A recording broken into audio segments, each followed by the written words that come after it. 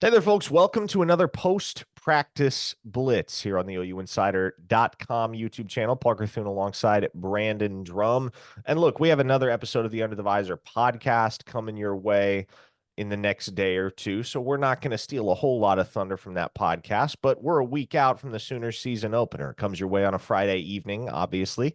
August the 30th as the Sooners host Temple, and there is much to discuss between now and then. We're expecting to see a first draft of Oklahoma's depth chart on Monday when Brent Venables meets with the media for his very first week of press conference of the 2024 season.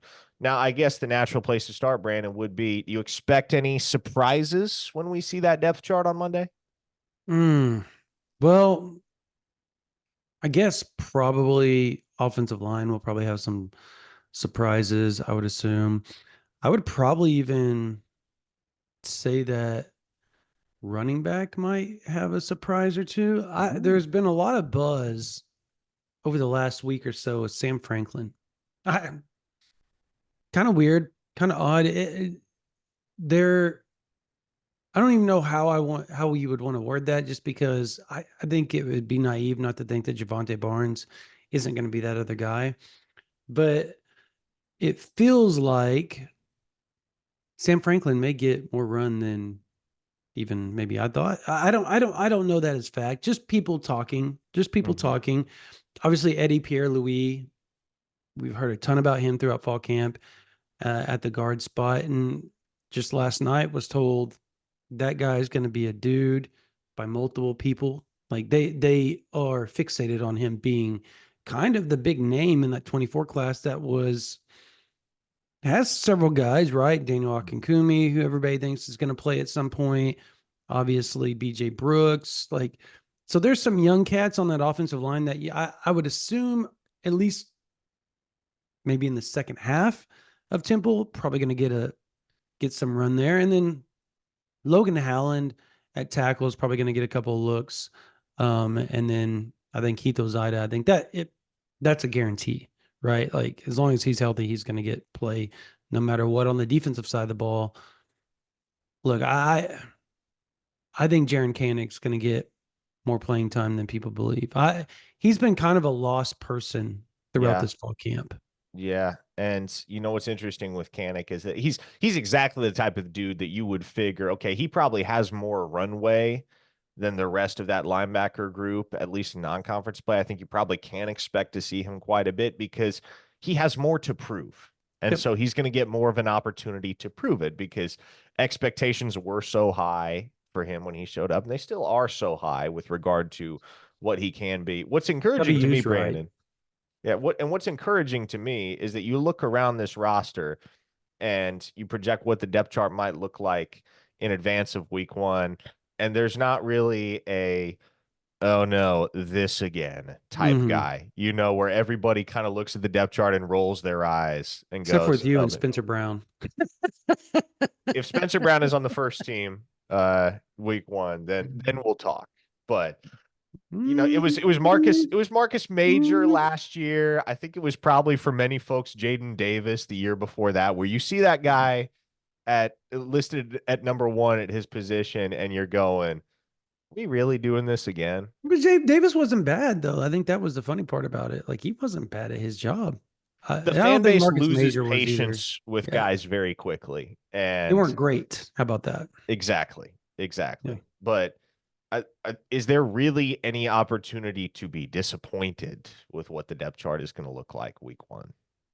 Um, Across the board, I don't really see it. Ethan Maybe on Downs the is going to offensive. start. Are they going to get pissed off about that? I mean, that's kind of been the MO for the fan. You're not allowed to get upset about a two-time Two-time all All Big conference 12. second team dude. Yeah, Yeah, like like that. that's what I never could understand that, Parker. I know you and I both have like stood up on the mountain, I like, think it's a what the very hell are you vocal guys talking minority. about? Like, kind of like, I think it's a why? very vocal but very small minority that has a They're super distaste for these vocal, things. that's for Yeah. sure. Yeah. I think But most I people think, appreciate it. no doubt, I think him, um, I think, man, I does Kanai Walker get thrown in that? Oh no, here we go again, even though he's had a Oh man, phenomenal that fall that camp. might be the guy. That might be the guy for a lot of the fan base. But we'll see. I would say that it's still Woody Washington and Gentry Williams that are going to be your Totally agree. Yeah. cornerback ones going into the first game of the season. Do Mhm. you think Jaden Jackson is a starter? Yes. Yes. Yeah. So obviously Teddy Lehman's talked about it. Kel Gundy came on our podcast and said those exact words, starting a defensive tackle, most likely. So, like, I think those two guys know a little bit more than everybody else when it comes to OU football. I mean, they're at a lot of the practices. I know Kel goes 3 times a week to Oklahoma State to help his son out, right? Watch film, do all that type of stuff. But he's also helping out, like, he is still around the OU program. Like, he's still around, like, watching practice. I don't know that he's doing coach work, obviously, but I think he's hanging out and watching and doing that type of stuff. He's talked about it. He's vocal about it. And we've seen him there. So I mean, like, he knows more about the program than most. And if they're going to say that's most likely the starter, then but I think it's a news story though, Parker, because Dejon Terry's nothing to write home, not like scoff about, right? Like, that guy can play Correct. some ball. He's really good. It was a big deal when they got Dejon Terry. That was Bates's first, like, big win, right? Like, If Jaden surprising win. Jackson is starting week one over Dejon Terry, that is exciting. Yeah, That gets very you real exciting. excited about what Jaden Jackson is and will be, if you aren't already. It's scary. David Stone's going to get a lot of run. We get a lot of questions about David Stone lately. It's been weird. I think it's because Jaden Jackson's been talked about more than everybody else on the defensive line. So that everybody's like, well, okay, well, is he going to be a bust? I'm like, he's been on campus for like 8 months and we're going to call a dude a bust. He's been through one winter workout and one summer workout. And Gerald McCoy didn't start until his sophomore year. He redshirted and then was rotation as a redshirt freshman and became who he was as a sophomore. and Like, slow people down. Not everybody's Tommy Harris. well, and people act like Buzz is a zero-sum game at a given position. Yeah. Anybody that says that about David Stone is only saying that about David Stone because Jaden Jackson is generating more buzz than David Stone Mm-hmm. right now.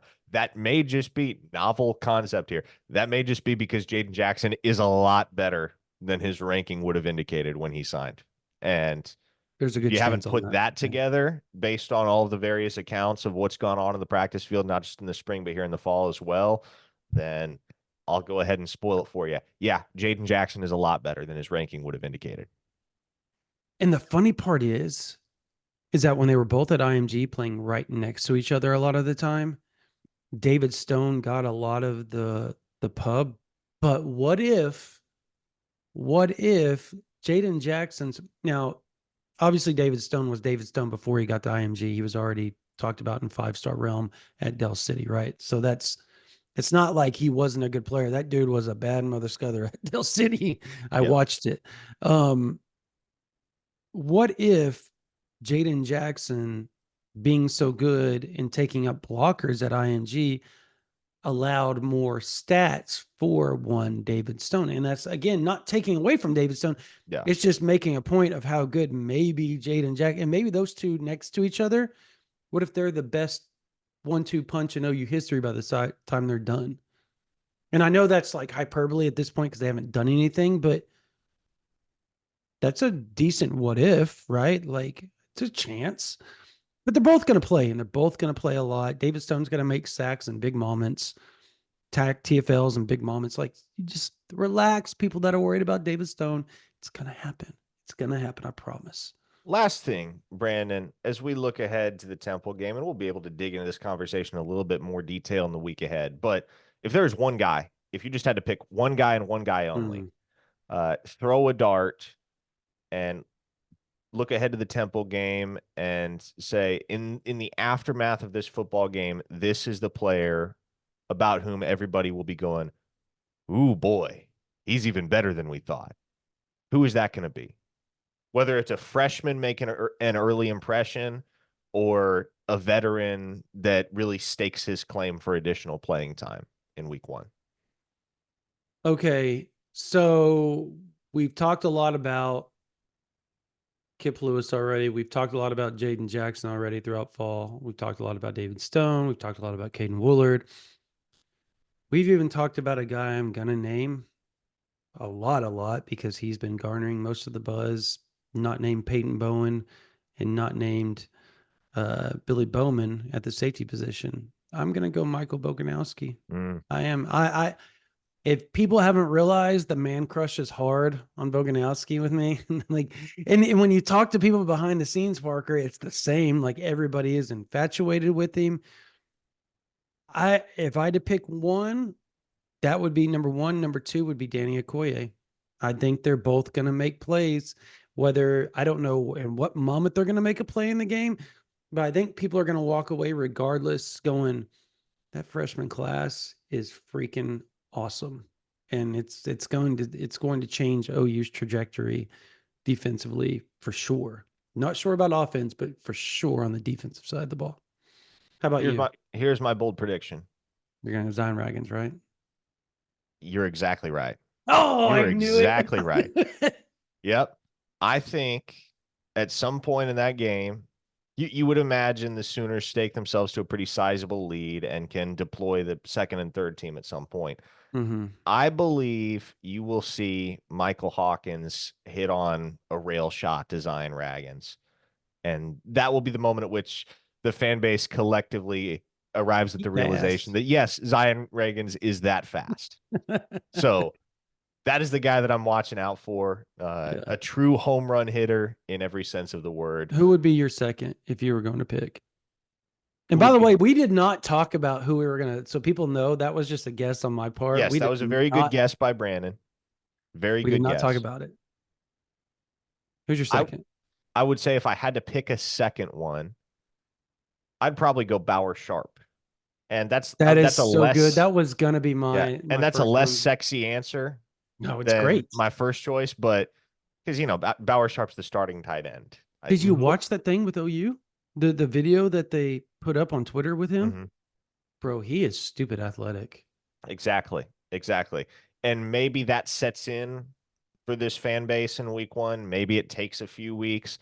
I'm not exactly sure how many balls you're going to throw your first string tight ends way in week one, just for the sake of trying to keep things mellow and bland and not tip too much of your hand to SEC opponents on film. But I believe that in the very near future, the fullness of the Sooner Nation is going to get acquainted with Bauer Sharp in very intimate detail for as good of a football player as he is and how much value he can provide to the Oklahoma passing attack at that tight end spot as a field stretcher and as a safety blanket for Jackson Arnold. All right, I guarantee you people thought we were going to talk about Taylor Tatum, by the way, just because of the question that you asked. I think everybody's mind strictly went to Taylor Tatum at that point, and we left them probably shocked a little bit with our names. Go ahead. Sorry. No, that's all for this installment of the post-practice blitz here on the OUinsider.com YouTube channel. If you are not a subscriber at OUinsider.com and you are watching this on Friday, there is still time to take advantage of the last promo deal that we're going to be running for quite some time. You can use promo code KICKOFF 2024. That's all caps, KICKOFF 2024 to get 60% off your annual subscription to OUinsider.com. That means you're going to get all the team and recruiting intel that you can handle for less than $4 a month. It's a great deal. We hope to see you over there. At the very least, hit subscribe to stay up to date with this YouTube channel, especially as the season gets rolling. We will have plenty of content for you on this side of things. Until next time, for Brandon Drum, I'm Parker Thune. Take it easy, everybody.